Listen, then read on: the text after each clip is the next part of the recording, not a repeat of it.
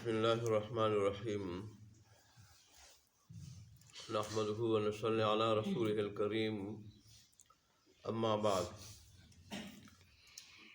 آج کی حدیث کا عنوان اور خلاصہ ذکر اللہ کی نصیحت اور تلقین رسول اللہ صلی اللہ علیہ وسلم کی طرف سے۔ وعن ابی بن کعب رضی اللہ تعالی عنہ قال كان النبي صلى الله عليه وآله وسلم إذا ذهب ثلث الليل قام فقال يا أيها الناس اذكروا الله جاءت الراجفة تتبعها الرادفة جاء الموت بما فيه رواہ الترمذی۔ یہ فرماتے ہیں کہ رسول اللہ صلی اللہ علیہ وسلم جب رات کی 2/3 حصہ گزر جاتا تھا تو آخری حصے میں رسول اللہ صلی اللہ علیہ وسلم جب تہجد کے لیے اٹھتے تھے، اس وقت رسول اللہ صلی اللہ علیہ وسلم ان لوگوں کو بیدار کرنے کے لیے جب سو رہے ہوتے تھے تو یہ ارشاد فرماتے تھے، اور 3 مرتبہ یہ ارشاد فرماتے تھے، یا ایھا الناس، اے لوگوں، اذکر اللہ، اللہ تبارک و تعالیٰ کو یاد کرو۔ یعنی اللہ تبارک و تعالیٰ کو اس کی وحدانیت ذات اور اس کی صفات کے ساتھ یاد کرو۔ پھر فرماتے اللہ کو یاد کرو، یعنی اللہ کو اس کے عذاب اور ثواب کے ساتھ یاد کرو۔ دونوں چیزوں کو لاؤ کہ اگر ہم اللہ تبارک و تعالیٰ کے ذکر سے غافل رہیں گے دنیا میں تو پھر ظاہر عذاب ہوگا، اور اگر ہم اللہ کے ذکر کو کرنے والے ہوں گے تو پھر اللہ تبارک و تعالیٰ ہمیں ثواب عطا فرمائے گا۔ دونوں جہانوں میں، دنیا آخرت دونوں میں اس کی برکات عطا فرمائے گا، اس کا صلہ عطا فرمائے گا۔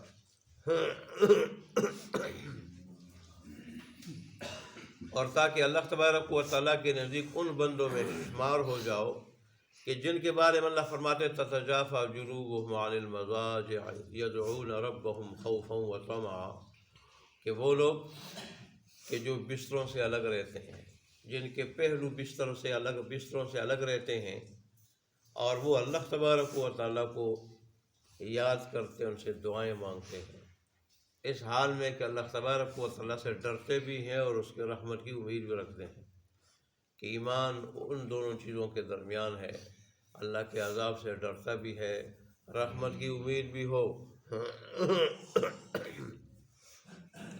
پھر رسول اللہ نے فرمایا جاءت الراجفہ، زلزلہ آیا چاہتا ہے۔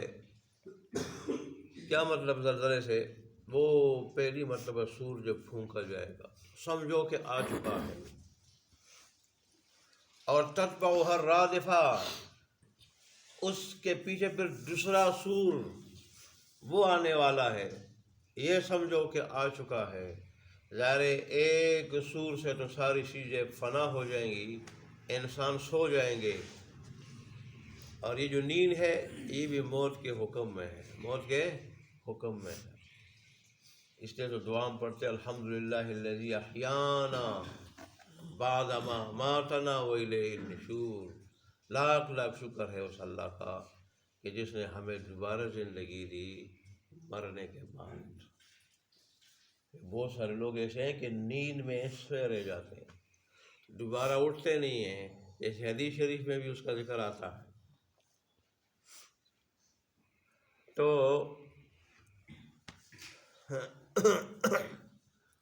اور پھر دوبارہ اٹھنا نیند کے بعد، یہ گویا دوبارہ زندگی ہے، دوبارہ زندگی ہے۔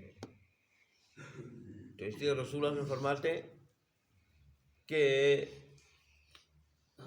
انسان جب سو جائے تو پھر ساری رات سونا نہیں چاہیے، کچھ حصہ عبادت کو بھی دینا چاہیے، اور سونے کے بعد دوبارہ اللہ زندگی دے تو اس کو غنیمت جانے، اس کو اللہ کی اطاعت میں، عبادت میں، نیکی میں لگائے، غفلت میں نہ لگائے اس کو۔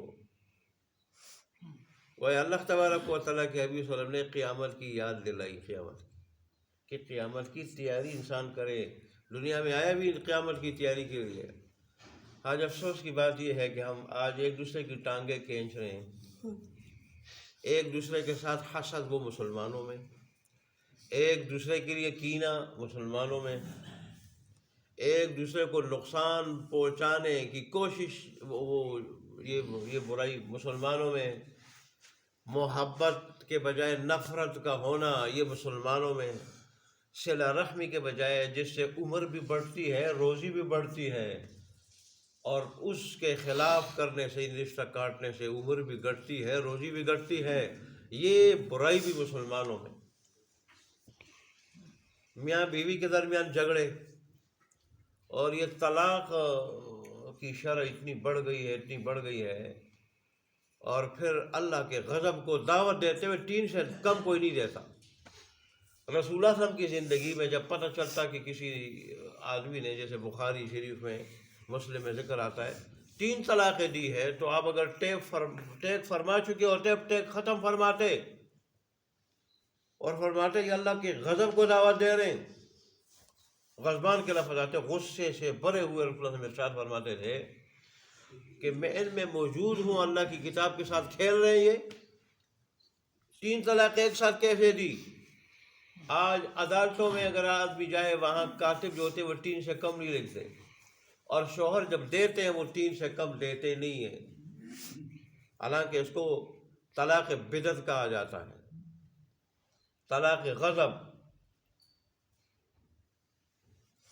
جیسے عبداللہ بن عباس سے کوئی پوچھتا، ابو داؤد میں 7 روایتوں سے یہ منقول ہے کہ میں نے اپنی بیوی کو 100 طلاقیں دی یا 1000 طلاقیں دی، تو وہ فرماتے کہ 3 سے تو تیری بیوی جدا ہو چکی، تو نے اللہ کی نافرمانی کی اور اللہ کے حبیب کی نافرمانی کی۔ اب یہ چیز کیوں ہے؟ دین سے دور ہونے کی وجہ سے، دین پہ عمل نہ کرنے کی وجہ سے۔ آدمی ایسی مجالس میں آئے، کچھ اللہ اور اس کے رسول کی باتیں سنے، اللہ اور اس کے رسول کی باتوں میں بڑا اثر ہے، دل کا زنگ دھل جاتا ہے، دل کی کایا پلٹ جاتی ہے۔ بات دیکھیں، عام اگر بزرگ آدمی ہو، کوئی بزرگ عالم ہو، نیک عالم ہو، وہ اگر کوئی تقریر کرے تو اس کی باتوں میں کتنا اثر ہوتا ہے، اور اس کی زبان میں کتنی تاثیر ہوتی ہے۔ پھر رب العالمین کی بات، پھر رب العالمین کے حبیب کی بات، لیکن اس طرف آتا کوئی نہیں ہے، نہ اس کے لیے کوئی تیار ہوتا ہے۔ اصل بات یہ، آج وہ ساری باتیں ہم اس کے خلاف چل رہے ہیں، اور خاص کر دنیا کی محبت میں جتنی دنیا کی محبت کی وعیدیں ہیں، حدیثیں ہیں، وہ ہم پہ صادق آ رہی ہیں، تو ہم اس کو برداشت نہیں کر سکتے۔ آج بلا ضرورت مکانات کی دوڑ، مکانات کا مقابلہ، ہر آدمی کوشش کرتا ہے کوئی نئی سے نئی ٹائل اس پہ لگا دے، نئے سے نئے ماربل اس پہ لگا دے، کوئی ایسا ڈیزائن ہو جو اور کسی کا نہ ہو، اور اگر اس نے 2 منزلیں بنائی میں 4 بنا دوں، اس نے 4 بنائی ہے میں 10 بنا دوں۔ اس کی دوڑ ہے، بلا ضرورت تعمیر پہ پیسہ لگایا جا رہا ہے، جو بدترین پیسہ ہے، جو تعمیر پہ رسول اللہ صلی اللہ علیہ وسلم کے ارشاد کتنے اس کے لیے وعیدناک ہیں۔ وہ پیسہ جو مٹی میں جا رہا ہے، جو مٹی میں اور گارے میں جا رہا ہے، وہ پیسہ اللہ کے نزدیک بدترین ہے۔ ایک آدمی کا گھر نہیں ہے، ضرورت ہے، تو ضرورت کے لیے گھر بنانا اور چیز ہے، لیکن پھر مقابلے میں آ کے اس کے اوپر جو ہے نا، وہ پھر سارا پیسہ اس پہ لگا دینا، اور نئی سے نئی ٹائلیں اور ماربل اور اس کا مقابلہ، اور پھر نام و نمود کے لیے بڑے سے بڑا مکان، اس میں ہم مبتلا ہیں۔ اور حدیث میں یہی باتیں آئی ہیں، ان کی وعیدیں آئی ہیں۔ دولت کی برائی، اور دولت کوئی اچھی چیز نہیں ہے۔ دولت کے بجائے اتنی روزی کی ضرورت کے بقدر ہو، ضرورت کے بقدر آدمی محتاج نہ ہو، یہ میرا یہ 100 غنیمت ہے۔ دولت میں بڑی برائیاں ہیں۔ جب یہ چیزیں ہم سنتے ہیں اور ظاہر ہے ہم اس میں مبتلا ہیں، تو پھر ہم اپنی اصلاح کے بجائے اللہ اور اس کے رسول کی باتیں سننا چھوڑ دیتے ہیں، اور مزید اپنا نقصان کر دیتے ہیں، ورنہ اللہ تبارک و تعالیٰ تو جانتا ہے، اللہ کے حبیب جانتے تھے کہ دنیا کی کیا وقت ہے، دنیا کی کیا حقیقت ہے، اور ہم آئے کس لیے ہیں، فرمایا کس لیے ہیں۔ اس طرح رسول اللہ فرماتے ہیں کہ قیامت کو ہر وقت ذہن میں رکھو، میں نے دنیا میں قیامت کے لیے رہنا ہے، قیامت کے لیے رہ رہا ہوں، اس کی تیاری کے لیے کہ وہاں میں رسوا نہ ہو جاؤں، ذلیل نہ ہو جاؤں، ناکام نہ ہو جاؤں۔ اور رسول اللہ صلی اللہ علیہ وسلم نے پھر یہ فرمایا کہ قیامت سے پہلے ایک اور چیز ہے جو ہر آدمی کے سر پہ کھڑی ہے، تو اس کو یاد رکھو، ہر وقت یاد رکھو، ان ساری چیزوں کے ساتھ جو اپنے پہلے اور اپنے بعد میں لانے والی ہے۔ وہ چیز کیا ہے؟ موت ہے۔ موت تو ہر آدمی کے سر پہ کھڑی ہے، اور ہر آدمی نہیں جانتا کہ 1 گھنٹے بعد، 1 منٹ بعد، 1 سیکنڈ بعد، 1 دن بعد، 1 سال بعد، 1 مہینہ، 1 ہفتے بعد میں نے مرنا ہے، یا کب مرنا ہے میں نے کوئی نہیں جانتا۔ ممکن ہے میں 1 گھنٹے کے بعد مرے، لمحہ بعد مرے۔ رسول اللہ صلی اللہ علیہ وسلم نے فرمایا کہ موت کو بھی یاد رکھو، اور موت اپنے سے پہلے اور بعد میں جو چیزیں اور جو حالات لاتی ہے اس سمیت موت کو یاد رکھو۔ موت سے غافل مت بنو، موت سے غفلت، اسی کی وجہ سے آج ہم ذکر اللہ سے کیا ہے؟ محروم ہیں۔ تو اللہ تبارک و تعالیٰ کے حبیب صلی اللہ علیہ وسلم نے ہمیں قیامت اور موت کی یاد دلا کے غفلت سے بیدار کیا کہ ہم یہ زندگی غفلت میں نہ گزاریں۔ اور ظاہر دنیا کا یہ جو وقت ہے بڑا قیمتی ہے، بڑا قیمتی ہے، بڑا قیمتی ہے۔ جیسے وہ تفسیر روایات میں آتا ہے کہ سلیمان علیہ السلام تخت پہ جا رہے تھے، کاشتکار کھڑا تھا زمین میں، تو اس نے کہا کہ بڑی سلیمان علیہ السلام کو اللہ نے کتنا قیمتی تخت دیا ہے، اس سے بھی کوئی قیمتی چیز ہوگی دنیا میں۔ تو انہوں نے ہوا کو حکم دیا کہ اتر جاؤ، اس کاشتکار کے پاس تخت کو اتارا اور فرمانے لگے کہ ہاں اس سے بھی قیمتی چیز، بلکہ یہ کیا ہے؟ یہ تو ایک چھوٹا سا تخت ہے، چھوٹا سا تخت ہے، دنیا اور دنیا کے سارے خزانوں سے ایک چیز اللہ کے نزدیک بہترین ہے، قیمتی ہے۔ وہ کیا ہے؟ وہ 1 مرتبہ سبحان اللہ کہنا ہے۔